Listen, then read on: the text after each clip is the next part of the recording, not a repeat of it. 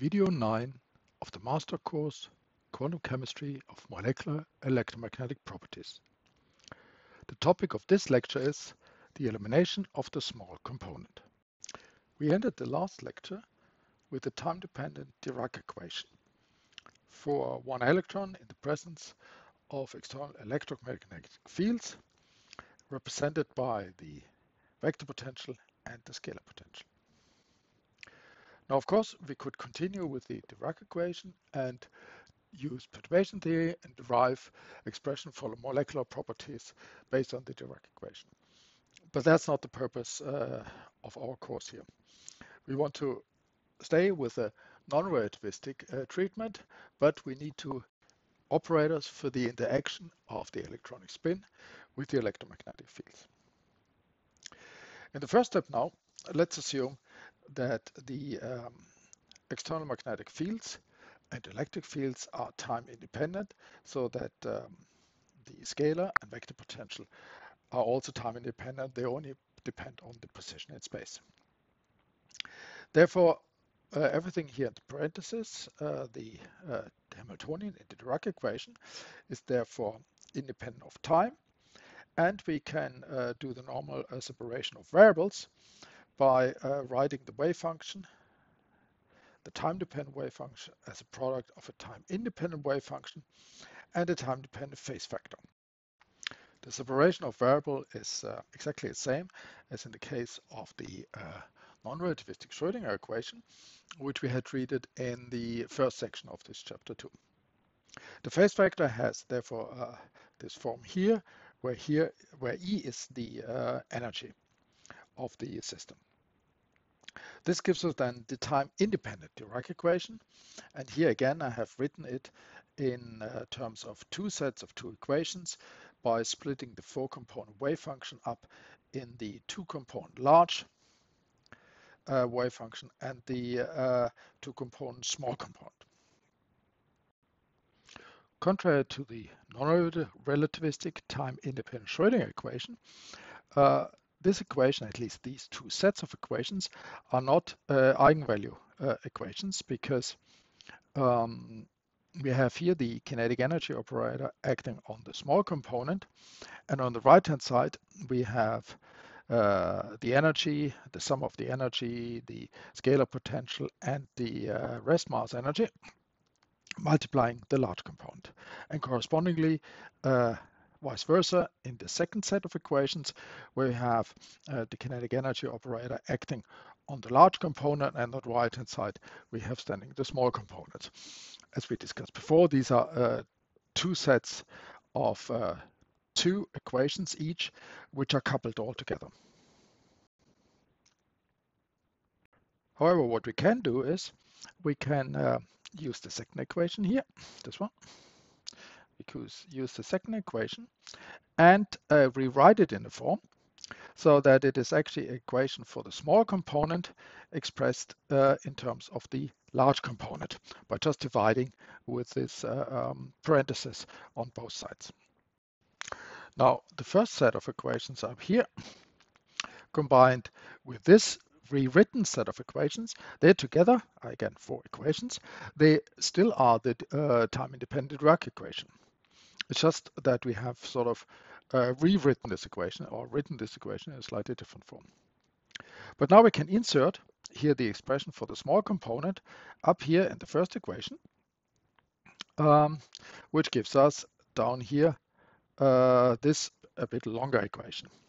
And this equation here, which is sort of a rewritten form of the first two sets equation of the Dirac equation, is now an equation only for the large component.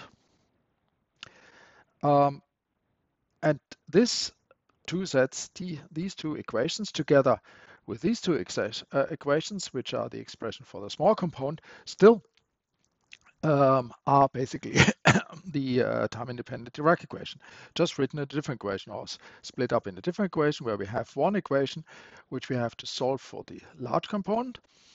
And then if we have found the large component, we can insert that in the second set of equations in order to get the small component.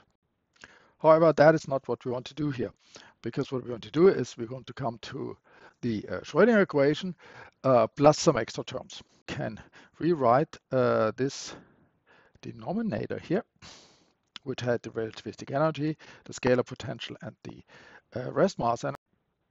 So as first thing, now let's define what the non-relativistic energy is. The non-relativistic energy is the energy from the Dirac equation minus the rest mass energy, which is included in the Dirac equation.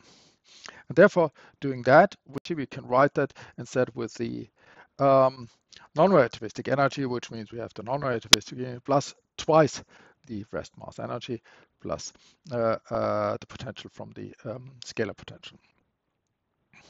Now, the rest mass energy is in the order of mega electron volts. And we therefore assume that the sum of the non-relativistic energy plus this scalar potential is much smaller than the twice the rest mass energy. Now, that is actually not always true. It's true here probably for the free electron, but if we have an electron atom and look at the part of the wave function where the electron is very close to the nucleus, where the scalar potential would be then the Coulomb attraction potential of the nucleus in the electron, there will be definitely parts where the sum of the non-relativistic energy and this potential, the Coulomb attraction potential of between electron and nuclei, will be larger than this 2 MV. But let's assume here that the sum of the two are smaller, because if we have that, then we can use the usual expression where expansion of a mathematical formula 1 over 1 plus x, which is 1 minus x and so forth, but only if x is much smaller than 1. So if we now rewrite here our expression slightly in the way, in this way, then you can see, of course, this is then going to be our x, and assuming that the numerator is much smaller than the denominator, then we have that x is much smaller than 1. And therefore we can expand this 1 over 1 plus x in 1 minus x, which gives us this expression, this Sears expansion. Now for the current purpose, we're actually only interested in the first term, in the 1. Because we want to get to the non-relativistic limit of the Dirac equation. If we would like to derive relativistic corrections to the Schrodinger equation, then we would also take the next term. But that's not the purpose here. So we only take the 1, which means that our first set of equations for the large component now looks like this, where the only thing which is left from this ratio is the 1 over 2 times the electron mass. What we have to do now is to evaluate this product of the two parentheses, which are the same, so the square of this, and I've written it up here once again. And there, have a look, we have here components of the different Pauli spin matrices and the corresponding component of the canonical momentum, operator, and our vector potential. Now, luckily enough, there are some relations, known relations concerning the Pauli matrices, which you can use here. And this is this one here. And you're actually going to derive that in the exercise, where I have a sum over all the components of the Pauli spin matrices multiplied with the corresponding component of some vector or vector operator times 1, where you have another operator here.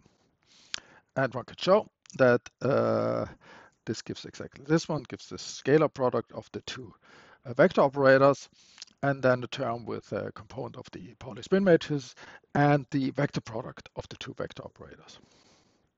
In addition, in order to arrive at the equation which we're going to look at on the next slide, is this relation we have to use, which is the curl of a vector operator applied to the wave function, can be also written in this way.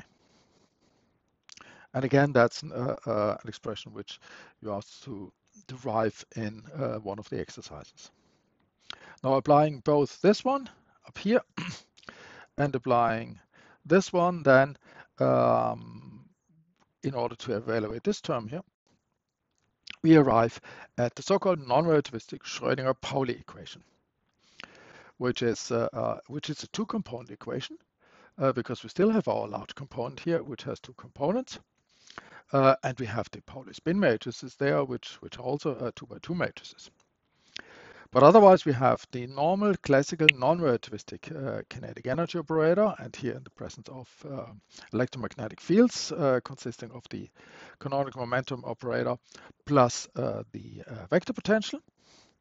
We have the normal scalar potential, but we have an extra new term here, which includes the curl of the vector potential multiplied with the corresponding component of the Pauli spin matrices. And this is a Riemann term because it's interaction with the magnetic field, and it's the electron spin Riemann term. Now, if you remember that the Pauli spin matrices are related to the spin operator of the electrons, they are a representation of the spin operator of the electrons. Then we can write this term also like this. Yeah, with the spin operator for the electrons. And then introducing the electronic G factor, which is 2.002. As quantum electrodynamics tells us, we arrive at the final form for the electron spin Riemann term, the term which describes the interaction of the electronic spin with electromagnetic fields.